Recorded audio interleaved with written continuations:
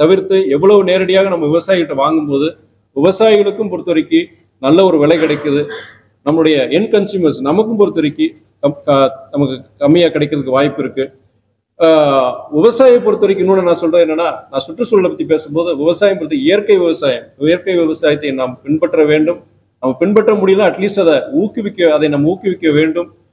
முடிந்த மட்டும் நம்ம இந்த செயற்கை ரசாயன இந்த உரங்களையும் சரி, அந்த பூச்சிக்கொல்லி மருந்துகளையும் சரி தவிர்த்து இயற்கை விவசாயத்தை வரவேற்று, இயற்கை விவசாயிகளை நாம் வரவேற்று, நாம் விவசாயத்திற்கு பொறுத்த வரைக்கும் விவசாயிகளுக்கு ஒரு நல்ல ஒரு எதிர்காலத்தை உருவாக்க நாம் அனைவரும் இந்த பாடுபட வேண்டும் என்று இந்த நன்னாளில் நாம் உறுதி கொள்வோம். ஜனவரி 22 அயோத்தியில் ராமர் கோயிலுக்கு கும்பாபிஷேகம் என்பதை அனைவரும் அறிவோம்.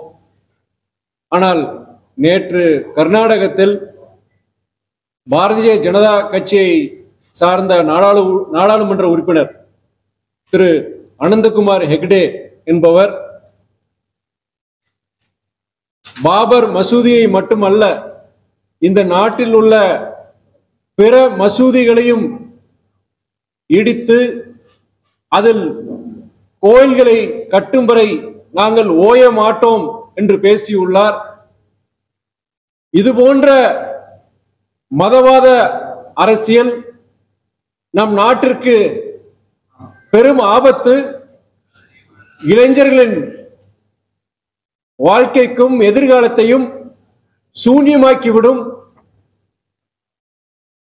அன்பே சிவம் என்பதுதான் இந்து மதத்தின் அடிப்படையான ஒரு கோட்பாடு.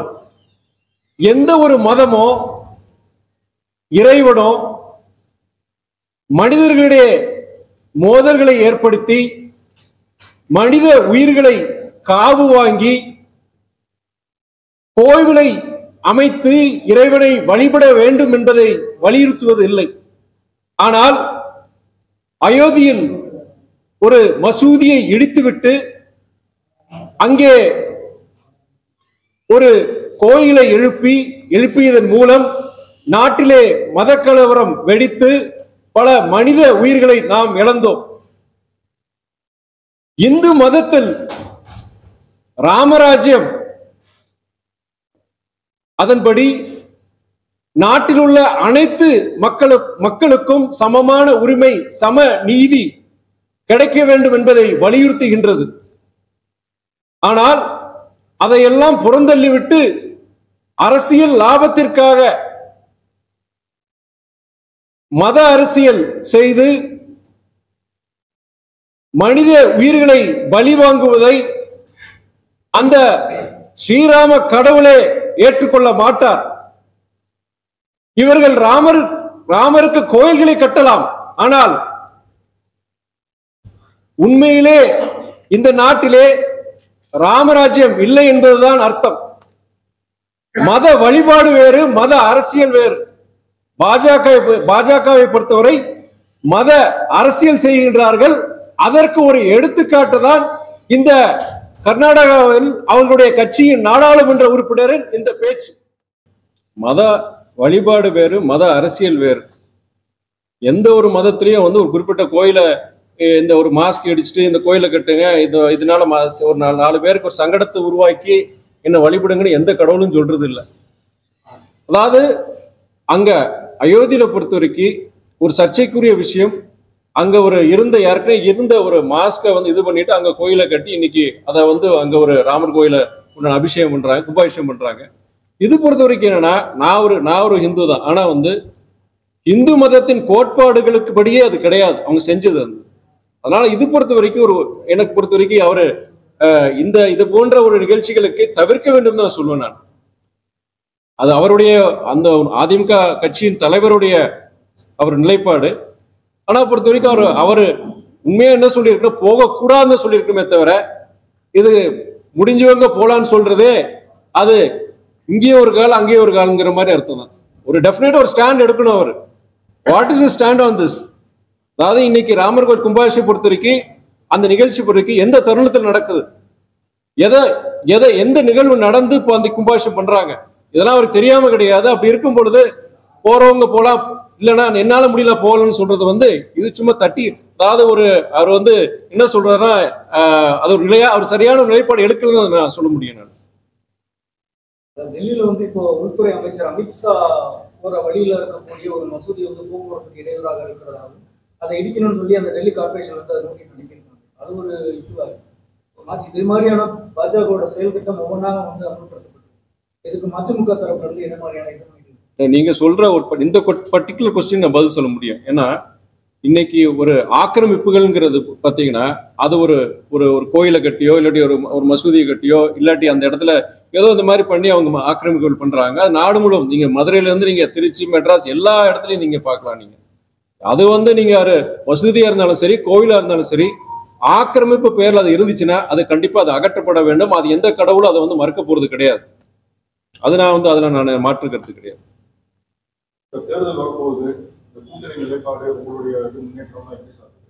கூட்டணி நிலைப்பாடு அதுதான், புதுசா அது மாற்றம் கிடையாது. நாங்க தொடர்ந்து இந்த இந்தியா கூட்டணியில தான் நாங்க இருக்கிறோம். நாங்க ஏன் உங்களுடைய பத்திரிகையாளர்களுடைய கேள்வி என்னன்னா ஏதாவது கூட்டணி பேச்சுவார்த்தை ஆரம்பிச்சிருக்காங்க, அந்த மாதிரி எந்த பேச்சுவார்த்தை இனியும் தொடங்கல. கண்டிப்பா இந்த பொங்கல் முடிஞ்சு அது மாதிரி ஏதாவது இருக்க வாய்ப்பு இருக்கு. அப்படி இருக்கும்போது கண்டிப்பா உங்களோட பத்திரிகை நண்பர்கள் என்ன நாங்களுடைய நிலைப்பாடு சொல்றீங்க.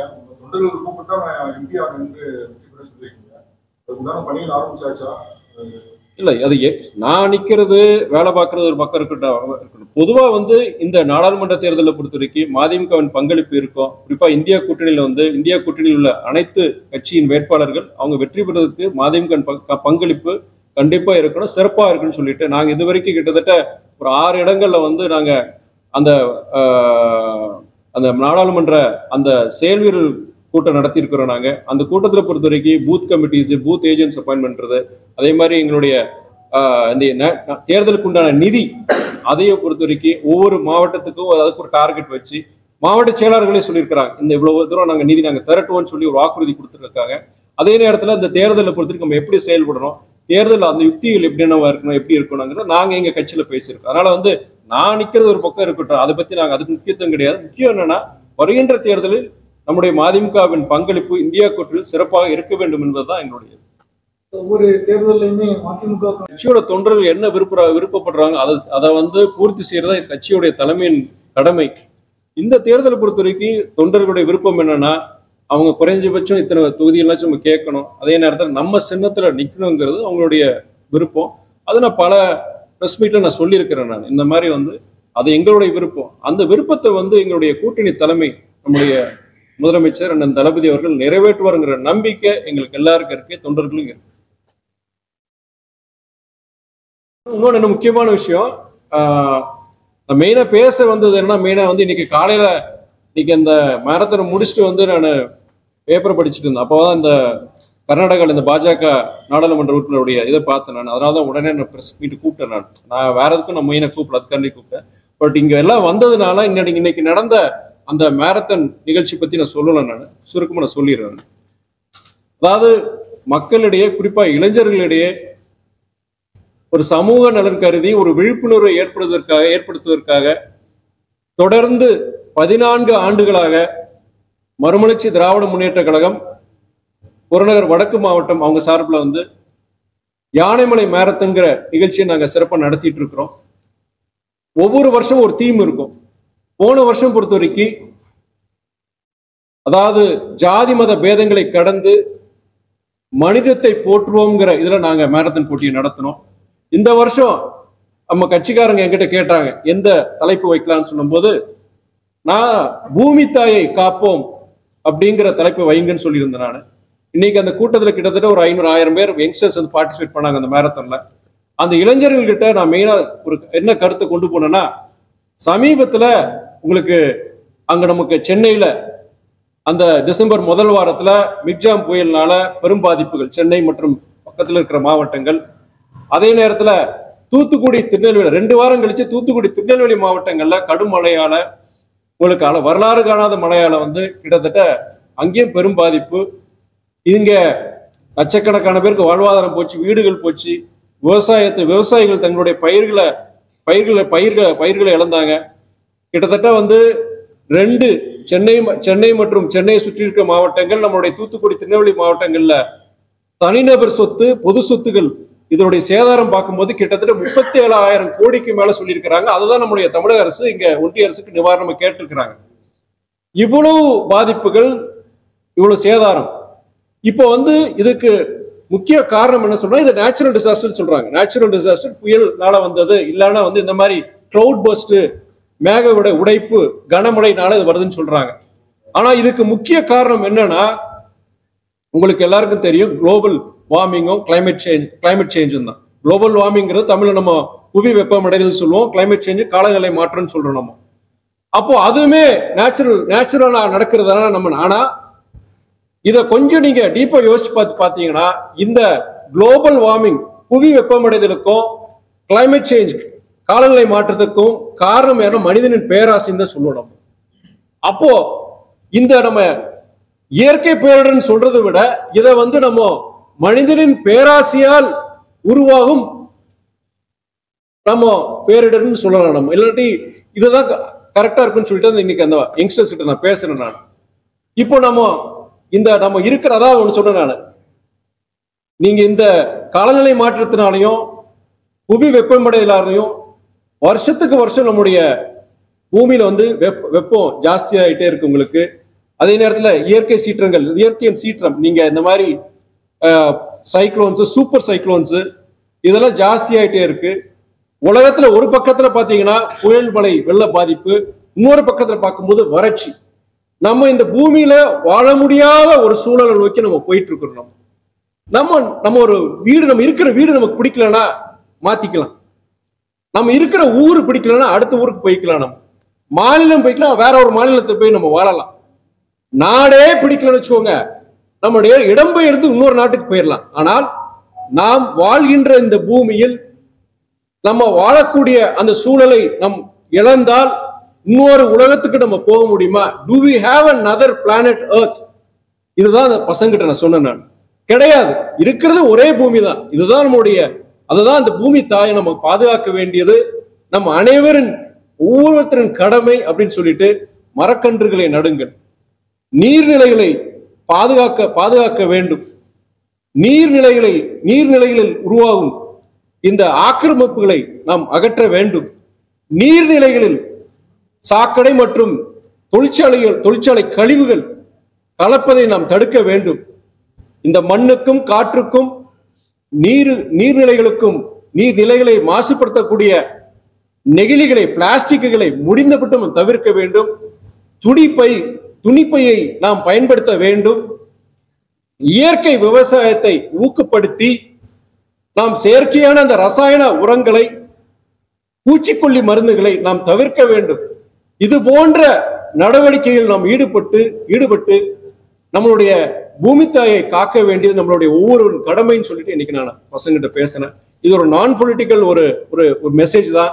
இது கட்சிகளை கடந்து மனிதர்களாகிய நம்ம எல்லாரும் உங்ககிட்டயும் தான் சொல்றோம். நம்ம இது பொறுத்த வரைக்கும் எல்லா இடத்துலயும் இந்த ஒரு அவேர்னஸ் வரணும். ஏன்னா எல்லா இடத்துல நான் எந்த ஒரு மாற்றத்தை கொண்டு வர முடியும்? As an individual, what difference can I make? எல்லாரும் தான் குப்பையை கொட்டுறாங்க, எல்லாரும் தான் இது பண்றாங்க, என்னால ஒரு மாற்றம். ஆனா ஒவ்வொருத்தருடைய அணுகுமுறையும் ஒரு மாற்றம் வர வேண்டும். அப்படி வந்துச்சுனாதான் நம்ம இந்த உலகத்துல அடுத்த வர காலகட்டங்கள்ல இந்த பூமி வாழக்கூடிய ஒரு பகுதியா இருக்க முடியுங்கிறது என்னுடைய வாதம், என்னுடைய மெசேஜ்.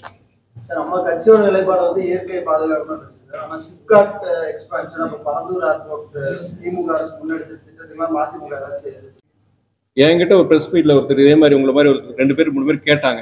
எங்களுடைய ஸ்டாண்ட் என்ன? we are part of an alliance, ஒரு கூட்டணியில் இருக்கு. ஆனா சில விஷயங்கள் பொறுத்த வரைக்கும் எங்களுடைய கருத்து சொல்லணும். நாங்க அந்த பரந்தூர் இது பொறுத்த வரைக்கும் என்ன சொல்லியிருக்கேன்னா, அங்கு வாழ்கின்ற மனிதர்கள், விவசாயம் நடக்குது அங்க வாழ்கின்ற மனிதர்களுடைய அவங்களுடைய கருத்தை கேட்டு, ஒரு ஜனநாயக நாட்டில் இருக்கும்போது எல்லா மனிதர்கள் எல்லாருக்கும் அந்த உரிமைகள் இருக்கு. கேட்டு அந்த மக்களுக்கு ஏற்புடைய ஒரு இதுதான் நம்ம எடுக்கணுமே தவிர ஒரு இதை திணிக்க கூடாதுதான் என்னுடைய ஒரு நிலைப்பாடு. ஆனா அதே நேரத்தில் உங்களுக்கு சொல்லும்போது it's a balance between growth and the environment. இதுக்கு ஒரு பேலன்ஸ் இருக்கு. ரெண்டுத்துக்கு ஒரு இது கொண்டு போய் ரொம்ப கஷ்டமான ஒரு விஷயம். அதான் நம்மளுடைய எக்கானமிக்கு பொறுத்த வரைக்கும் we need economic growth also. At the same time we need to take care of the environment also. இது ரெண்டையும் பேலன்ஸ் பண்ற ரொம்ப கஷ்டமான விஷயம். இது பொறுத்த வரைக்கும் அரசாங்கம் கவனம் செலுத்தணும். நம்ம எக்கனாமிக் growth வேணும்னா அது ரொம்ப ஒரு முக்கியமான ஒரு விஷயம். நம்ம ஒரு டெவலப்பிங் எக்கானமி தான். பட் அதே நேரத்துல நம்ம முழுமையா சுற்றுச்சூழலை நம்ம மறந்துட்டு, இல்ல நம்ம மக்களுக்கு அடிப்படை சாதாரண ஜனங்கள், விவசாயம் சார்ந்த மக்கள், மீனவர்கள் இவங்கள மாதிரி மக்கள் அவங்களுடைய வாழ்வாதாரத்தையும் நம்ம மறந்துட்டு நம்ம வந்து ஒரு முன்னேற்றத்தையோ இல்லாட்டி பொருளாதார ஒரு முன்னேற்றத்தையோ நம்ம வந்து பார்க்கக்கூடாதான் என்னுடைய நிலைப்பாடு. தொடர்ந்து அதுதான் எங்களுடைய நிலைப்பாடு. அப்கோர்ஸ் நாங்கள் பிரஸ் மீட்ல சொல்றோம் செய்யறோம். பட் சர்டன் திங்ஸ் வந்து நாங்கள் வந்து இதுதான் எங்களுடைய இதை நாங்கள் இந்த கூட்டத்தில் இருக்க முடியாது நாங்கள் சொல்ல முடியாது. Of course I am with you on that particular issue.